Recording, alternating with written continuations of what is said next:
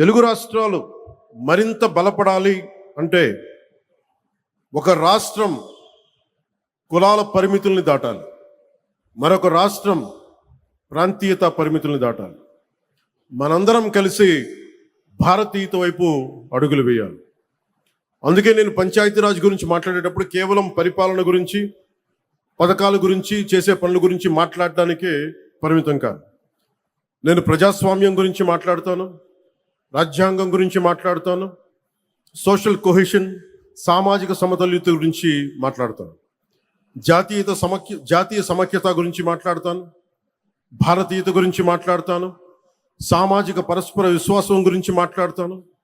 ఈ మధ్య మేము పరిష్కరించిన విజయనగరం జిల్లాలోని ఒక పెద్దపెంకి గ్రామంలో ఫైలేరియా సమస్య ప్రత్యక్ష ఉదాహరణ.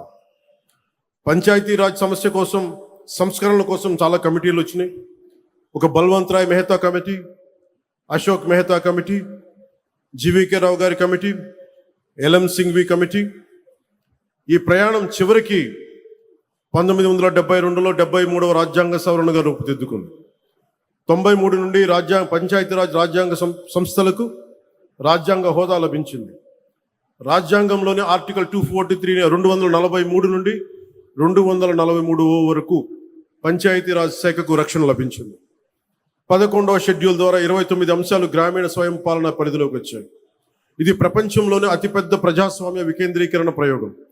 దాదాపు 2.6 lakhs గ్రామ పంచాయతీలు, 30 లక్షలకు ఎన్నికైన స్థానిక ప్రతినిధులు, వారిలో 14 లక్షల పైగా మహిళలు.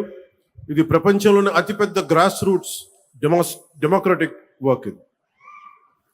ఇవన్నీ ఎందుకు చెప్తున్నామంటే, ఇన్ని వ్యయ ప్రయాసలు కూర్చి ఇన్ని రకాల చట్టాలు చేస్తే ఆ వ్యవస్థ నిజంగా అధికారాన్ని గ్రామానికి ఇచ్చిందా?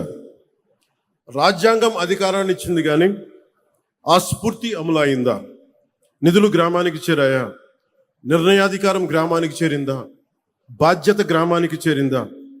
నేను పంచాయతీరాజ్ శాఖ బాధ్యతలు స్వీకరించిన తర్వాత రాజ్యాంగం చట్టాలు పుస్తకాలు తిరగేసి రివ్యూలు చేసి ఈ ప్రశ్నలకి సమాధానం వెతుకుతూ రాష్ట్ర వ్యాప్తంగా అధ్యయనం చేశాను.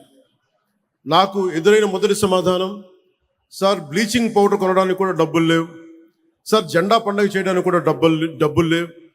వీటితో మనం వారసత్వంగా పొందిన పరిస్థితి ఏంటంటే, గ్రామ పంచాయతీలకు రావాల్సిన కేంద్ర నిధులు నిలిచిపోయాయి.